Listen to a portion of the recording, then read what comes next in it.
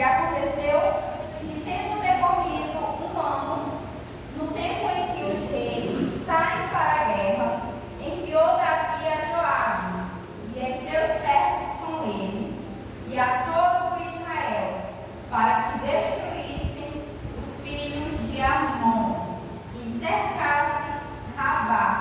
Porém, Davi ficou em Jerusalém. Amém. Irmãos, podem sentar.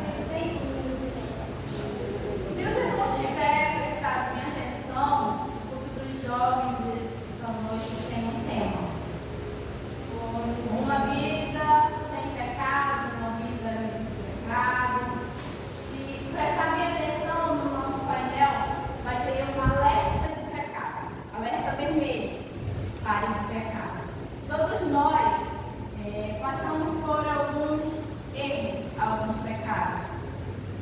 Se tiver prestado bem atenção na peça dos jovens, tinha algo e tinha uma frase, onde dizia: não toque. Era apenas um toque, era apenas pegar. Porém, era um pecado. Vitor, ele apenas tocou. Ele trocou a Bíblia por aquilo que atraiu a vista dele. Então ele tocou. E ele não conseguiu se salvar sozinho. Chegou a primeira amizade, chamou ele e ele quis disfarçar o seu pecado, o seu erro, como se nada tivesse acontecido.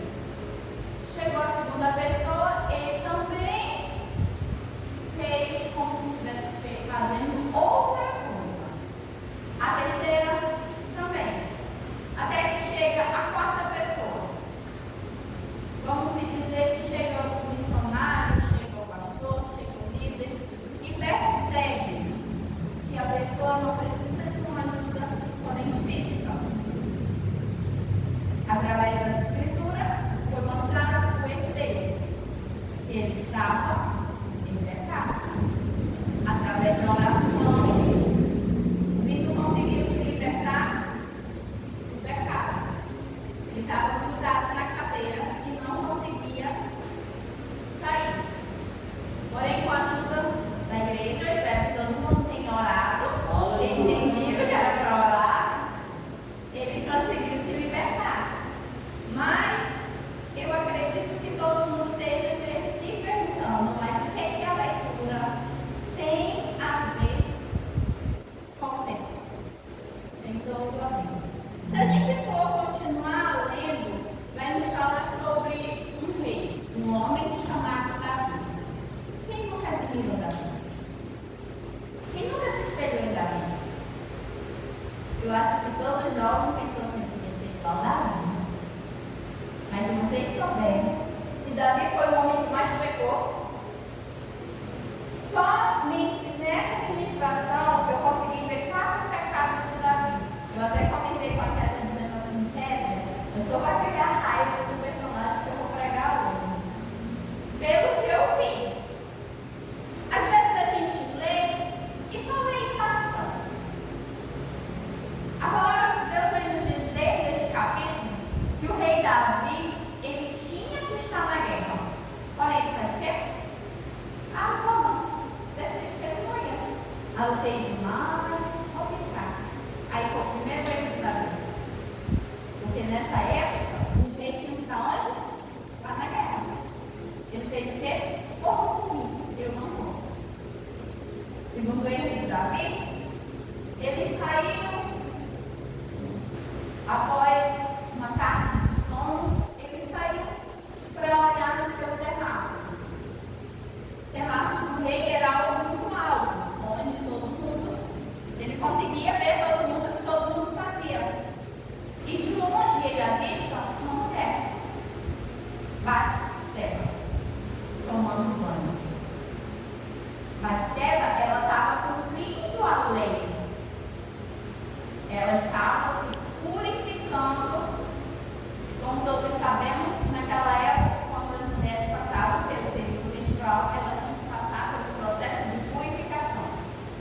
que tomar um banho específico para eu não ser como ela. Porém, elas tinham que passar por um ritual de purificação. E a Bíblia vai ser bem explícita quando ela diz que Joquebede estava fazendo o seu banho de purificação. Enquanto Joquebede estava ali, cumprindo a lei, Davi estava quebrando a lei. Um mandamento: não cobiçarás a mulher do teu próximo. Ele faz o quê? Ele olha para ela e deseja ela. Ele pega ela. Manda chamar alguém. Olha, e aquela mulher quem é? A rainha. É Joquebede. Ela é esposa de um dos seus soldados mais fiéis. Ele não se importou com quem ela era, com quem ela era esposa. O que ele faz? Pega ela, traga para mim. Segundo, terceiro erro de Davi. Ele adulterou com ela. Provavelmente, ele a violentou. Por quê? Porque o rei ele tinha um poder muito grande naquela época. Como? Ele era quem julgava. Ela não tinha para onde correr. Ela ia tocar para quem? Se quem julgava era o rei. Como a situação ia ser resolvida? Se era ele que resolvia. Ela ia chegar para o rei e dizer assim: rei, o senhor me violentou, e aí? Como é que nós faz? Não tinha como, não tinha para onde ela correr. Ela apenas aceitou. Porém, ela descobre que ela acabou engravidando. Agora você imagina? Você estava cumprindo a lei, algo que era sagrado de Deus. E por você estar cumprindo a lei, na cabeça dela, ela pensa: por que eu cumpri? Porque se ela não tivesse ido se purificar, o rei não teria visto ela. Porém, onde estava o erro? Estava nela, que estava cumprindo a lei, ou nele que estava descumprindo a lei? Muitas das vezes a gente tenta uma boa aparência. Quem diria que Davi, o homem segundo o coração de Deus, ele seria capaz de violentar a mulher? A gente não pensa nisso porque muitas das vezes a gente só pensa no leão que ele matou, no urso que ele matou, nos gigantes que ele derrubou. A gente esquece de olhar a história por completo.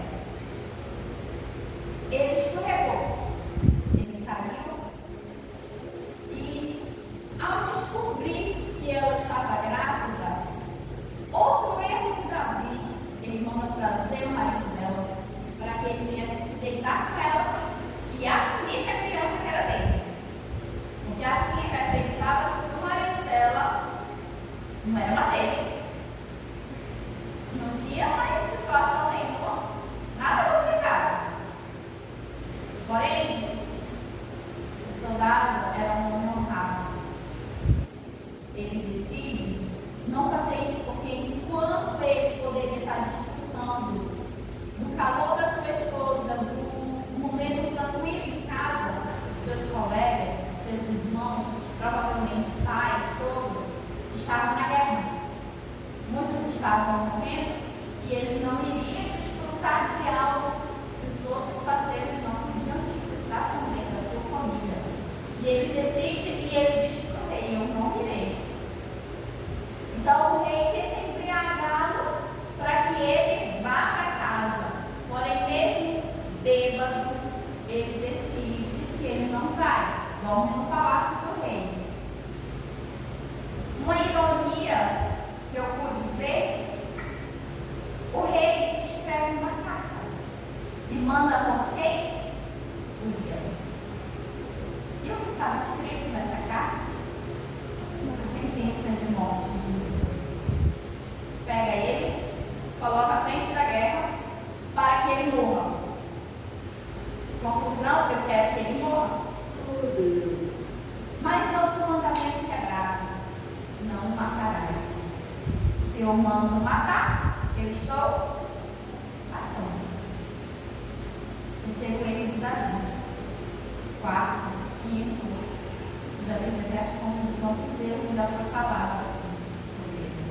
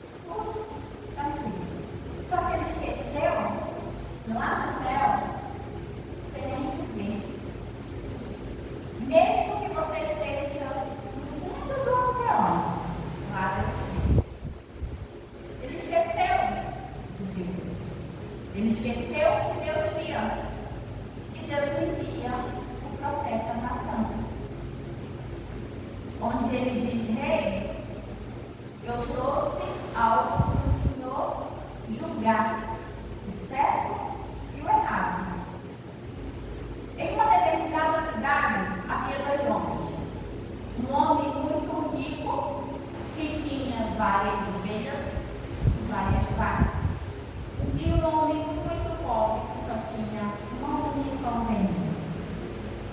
Esse homem rico recebeu uma visita e nessa sua visita ele não quis matar nenhuma de suas ovelhas e nenhuma de suas vacas para fazer a alimentação para este homem rico, para este seu visitante. Porém, ele matou uma ovelhinha, a ovelhinha do homem pobre, e fez para o seu visitante. O rei, ele se irou de uma forma tão grande que ele disse: maldito seja esse de morte. Porém, ele não parou para observar que ele estava falando com ele mesmo. Por quê? Davi tinha várias e várias mulheres, várias concubinas. Urias tinha apenas uma. Aqui diz: não toque. Davi tocou na mulher, mas ele não devia e ele não podia tocar. E veio então o pecado para cima de Davi. Quando o profeta fala que ele diz que o homem merece a morte, o profeta Natan disse: pois bem, este homem é você. Davi, você fez isso. Quando você possuiu a mulher de Urias, quando você matou Urias para ficar com a mulher dele. Davi caiu em si do que fez. E quando ele cai em si, ele pede o arrependimento a Deus. Muitas das vezes, quando nós caímos em si de algo que nós cometemos, de algo que nós fazemos, Deus nos perdoa sim. Deus perdoou Davi. Porém, a consequência vem. A consequência dos nossos erros sempre vem. Qual foi a consequência de Davi? A esposa dele estava grávida. O filho do adultério. Qual é o pai que quer perder o filho? Nenhum pai quer perder o filho. E ele perde esse filho. Porém, ele não só perdeu o filho. O profeta Natan vai ser bem explícito quando ele diz assim: a espada nunca mais sairá da tua casa. Davi perdeu o filho com Betseba. Um dos filhos de Davi violentou a irmã. Um irmão matou seu irmão para julgar ele pelo adultério, por ele ter violentado uma de suas irmãs. Um outro filho de Davi violentou todas as concubinas de Davi. E um outro filho de Davi tentou matá-lo. Vocês conseguiram ver a destruição que o próprio Davi trouxe para dentro de casa? Ele apenas tocando no que não era dele. Muitas das vezes a gente ninguém não vai nem ver. Só que o ninguém nem vai ver, a gente para observar que aqui não tem câmeras visíveis. Mas tem uma câmera que não perde nada. Nem mesmo quando falta energia. Ela está nos observando a cada segundo. Quando a gente pisa em falso, Deus vê, Ele observa. Davi, mesmo errando, ele reconheceu e ele disse assim: eu pequei contra o Senhor, eu não sou digno do trono. Ele se arrependeu amargamente. É por isso que a Bíblia vai dizer que Davi ele era um homem segundo o coração de Deus. Não era porque Davi não pecava, não era porque Davi não errava, mas porque Davi reconhecia o seu erro e ele assumia. Diferentemente de Adão, que dizia: ah, não foi eu não, foi a Eva. A Eva: não, Senhor, foi a serpente, não foi eu não. Um jogava a culpa para o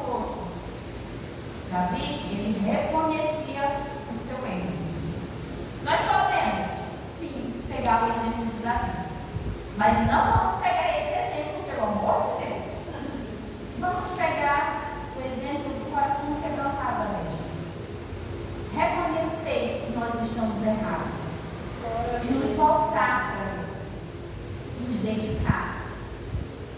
Porque Davi, você pode abrir a Bíblia em Salmos 51, se eu não me engano, é a oração de Davi quando ele pecou com Betseba. Tem misericórdia de mim, ó Deus, segundo a tua benignidade.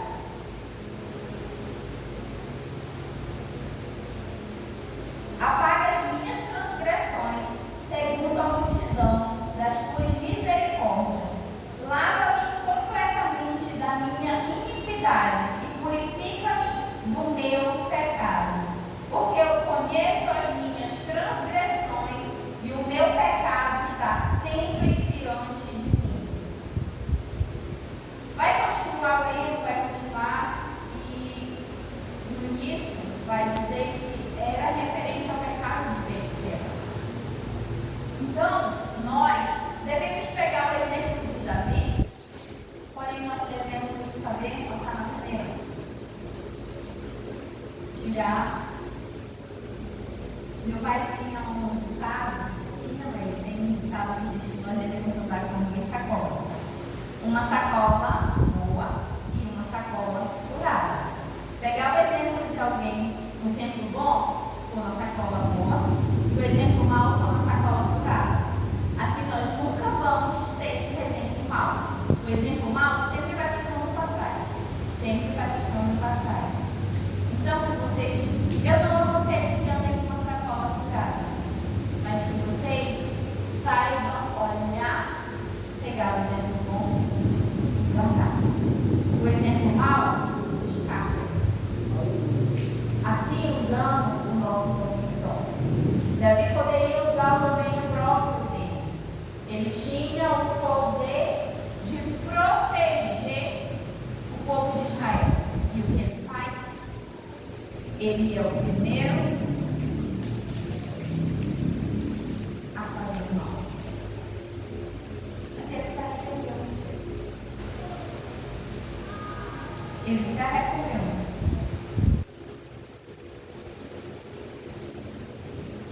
Eu amassei muito esse papel. Porém, se eu olhar para esse papel e dizer, você me perdoa? Eu lhe peço de todo o coração. Ele vai se voltar a ser como ele era? Porque existem consequências. Os nossos erros existem consequências. E aqui nós temos um barquinho de papel. Digamos que esse barquinho de papel seja ele, seja você. O barco, ele anda no mar da vida. Porém, tem muitas adversidades, né?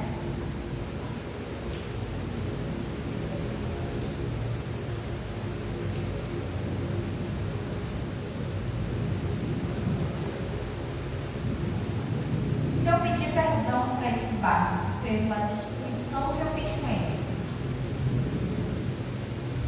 vai ter jeito? Não, porque se eu botar ele na água, ele vai afundar. Ele não vai mais boiar. Porém, nós devemos aprender com os nossos próprios erros.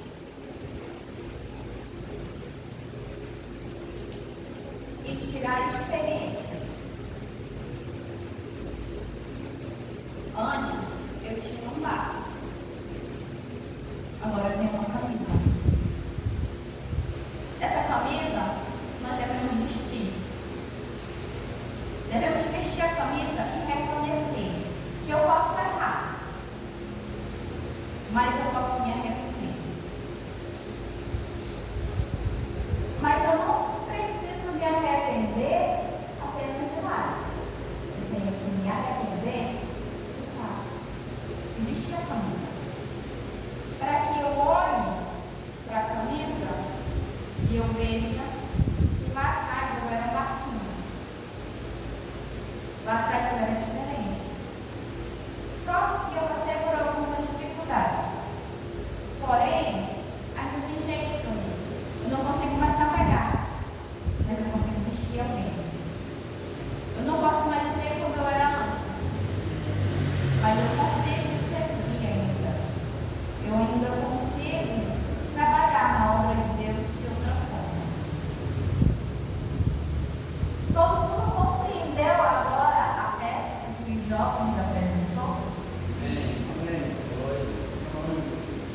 agradeço a oportunidade.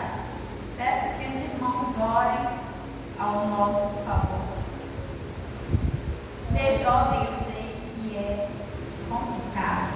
Já estive no mesmo banco que vocês não faz muito tempo. Eu sei como é complicado ter que andar numa linha onde eu não posso cair nem para a direita nem para a esquerda. Mas quer que eu diga? É possível a gente chegar na reta final. Aleluia. Costumo dizer que bem aqui nós temos um manual. Deus nos deu um manual.